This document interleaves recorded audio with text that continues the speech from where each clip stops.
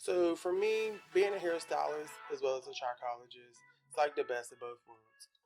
You have, in a sense, just like having a nurse and a doctor. You know, the nurse is at the bedside, just like the hairstylist. I feel like I'm at the bedside. I'm behind the chair. I get a chance to see firsthand um, what exactly I'm looking over and now analyzing in that scalp. But then with trichology, just like the doctor, now I'm here to treat and heal and help you to discover what is the root cause of your issue.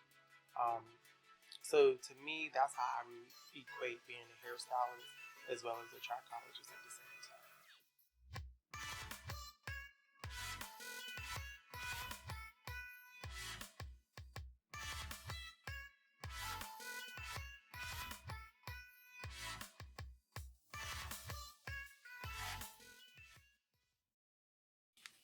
So here's the question I've been dying to get to, because somebody asked this question. And I probably have some comments about this question as well. Okay. But someone wants to know, is the hair transplant the new BBL? I'm going to read it again. Is the hair transplant the new BBL?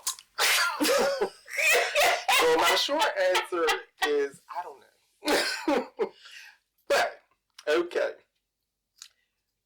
if I may, just like biotin. Okay. Right? You know, somewhere along the way, somebody threw that out there in some marketing, and biotin took over the hair industry, right? It became this thing, you know, that you must have biotin in order to have healthy growing hair and long, luscious, healthy growing hair, right? So it's a phenomenon, right? It's a trend, right? Hair transplants. The biotin, right? Okay. But the hair transplant now has become a trend, such as the BBL. Okay. I mean, you have everybody's getting a BBL, even men getting BBLs, right? So it's like the new trend, right? Just like how it was with biotin. Now, hair transplants have been around for decades, and they had definitely evolved. Okay, but there still is an art and a science to that. It's just like a tattoo. Okay. You know, you got this tattoo artist versus this tattoo artist. So you have this transplant surgeon versus this surgeon, and you can tell, you know, how well versed. And then you have different hair types. You know, you have this one who is with straight hair, but you have this one who excels in curly, wavy hair. You know, and then you got some that, you know, they great at both, right? So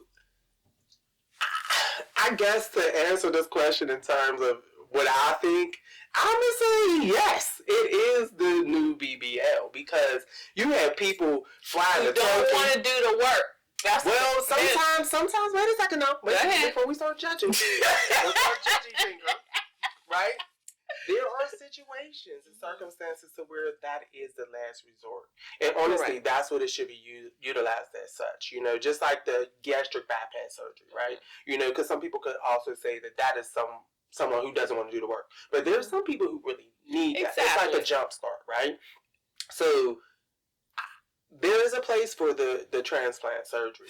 But like I said, the trend is now because you have people flying to Turkey, right? You have people flying to Mexico, in different, you know, regions of the world, to where just like people flew to Puerto Rico or, you know, South America to get these BBLs. This is where that like came from, you know, that Brazilian butt lift. Right. You know, they want that big old curvaceous, you know, booty in form, right? So yes, you now have people who are flying around the world to get this hair transplant surgery. They're getting it on their eyebrows. They're getting it on their beard. You know, they're getting a beard where they didn't have a beard. I've seen that. Right? You know, people are, and it actually I think is beautiful in a sense that it's an option. You know, because it's an option for those who had no other option left. So I agree with that. But is it being abused a little bit? And I think that's really what the question is. That's where it's really going. I want to say maybe. maybe a little bit, because I still feel like are these surgeries being done responsibly? Because with the BBL, you had people who passed away, who lost their life from going to someone who wasn't really qualified to do this surgery. So I think, in that sense, yes, it's just like the BBL, because you have people, again, flying around the world, going to people for a price. It's really that number that they're looking at, because in the U.S., we have higher prices, but we also have higher regulations and standards. So it's just like, with that does come a ticket, to where they may not have that somewhere else in the world, and you can get what you want and be, out here with, a head full of hair. But it's just like, this is a surgery. So you have prep, and then you have post-op. Okay. Is that prep being done correctly? Is that post-op being done correctly? Because this, it's like an organ, and it really is an organ transplant. The body can reject that. If it's not being done, if the prep isn't done correctly, it may not receive it. If the implant is not being inserted at the right depth into the scalp, into that incision, it can, maybe heal too high up. It can heal too low into that incision. So you need someone who is well versed and knowledgeable, educated, and experienced in this surgery. I could read a book on it all day, but I've never done it. So am I the right surgeon for you? Right. So you need to do your research, before just flying somewhere to understand. Even if they are doing high volumes of this, that does give them some experience, but are they doing it right? And are they doing someone like you all the time, in your situation?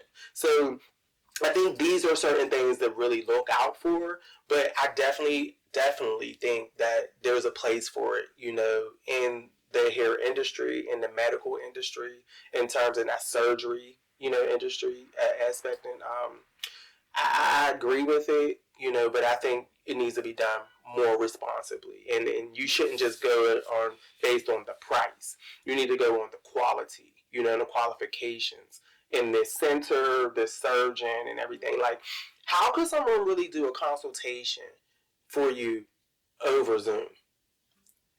Not for hair transplant. Not for any transplant. Not for any surgery, right? Yeah, I can look at you and say, yeah, this is what it looks like. But how do I really know how many grafts, that I could really harvest out of your scalp over a computer screen?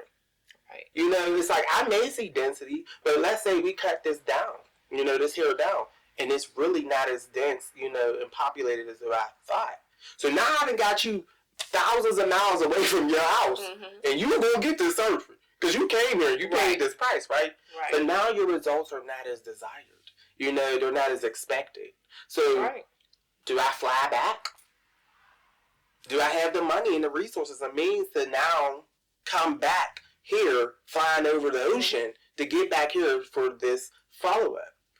So I think that's something to look at as well. Like, if you can't walk into this office and say, hey, this is what I'm experiencing. Hey, this is what I need. How? I don't know. I don't agree with that aspect of it. Just because it was a certain price. But what is the quality of this experience is really what you need to research. You have to do your research. You got to do your own inventory and see what's best for you. And at the end of the day, that's ultimately what you're going to do. But I really feel like it, in the aspect of being the BBL, yes, that's exactly how it's being treated nowadays. It's great in the sense that, people are now more comfortable with it, and it's not like the hair plug look that we seen years ago. It's definitely evolved in its appearance and its technology and its application from harvesting and, grafting. But it's definitely now, in a sense, being a little bit abused because it's being made to be like, it's so simple. It's so easy. Anyone can do it. Anyone can receive it. Or I guess what I was alluding to, it's a quick fix. Obviously there are individuals where if they've gone through the proper treatments, etc., spoken to a healthcare provider or trichologist, and that would be the recommended solution for him or her. But let's go back to obviously a trichologist. When someone maybe first notices some hair loss or some unhealthy scalp conditions, and so what would be your suggestion if someone came to you and said, "Oh, my hair is coming out. I'm starting to lose my hair. I want a hair transplant." Well, if this is the beginning, no. This is not the alternative solution. Let's see why that's happening. Let's look at blood work. Let's look at lifestyle and habits.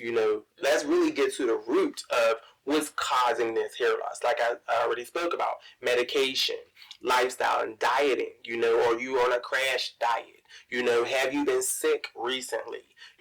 These are the things that we're going to, go over first. And let's see if we can come up with maybe an individual treatment plan specifically for you and what's going on with you. Understanding your blood type and eating for your blood type. Supplementing where you're deficient. But let's see where you're deficient first before we jump off the cliff to say, let's do surgery. Like, that surgery, again, is like the last resort. That's where we have maybe follicle scarring. And if we do have, like, let's say, a scarring alopecia because the body is attacking, itself, we need to make sure that the body's no longer attacking itself. We need to make sure that this alopecia is what is called burnt out, right? Because if we don't, and then we transplant this hair, this hair can now be attacked, and you lose. You done lost it from the harvest site and now the transplant site. So it's like now you have less hair than where you started.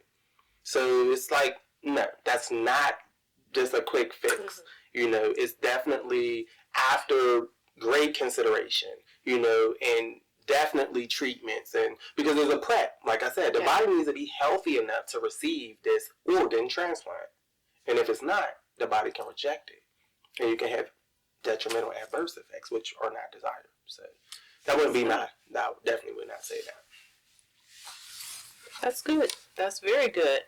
So how would you like to, what's your main takeaway that you would like your viewers to take away as they have listened to this various information, these various questions?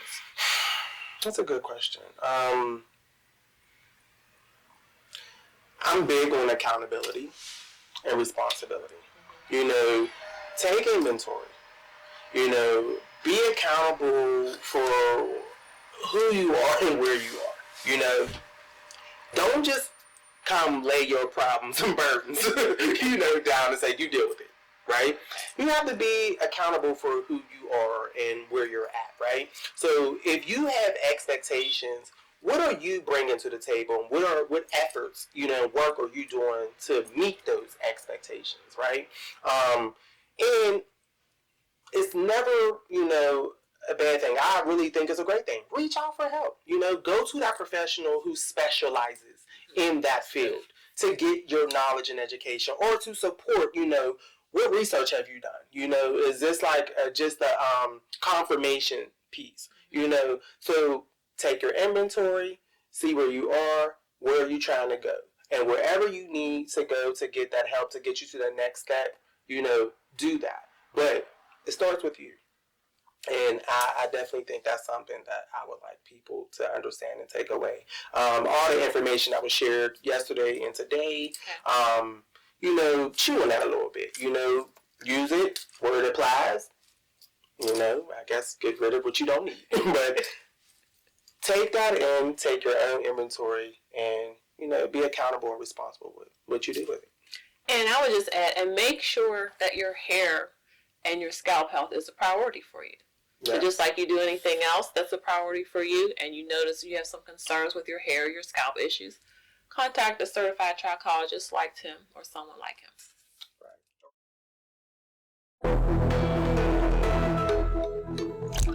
Right.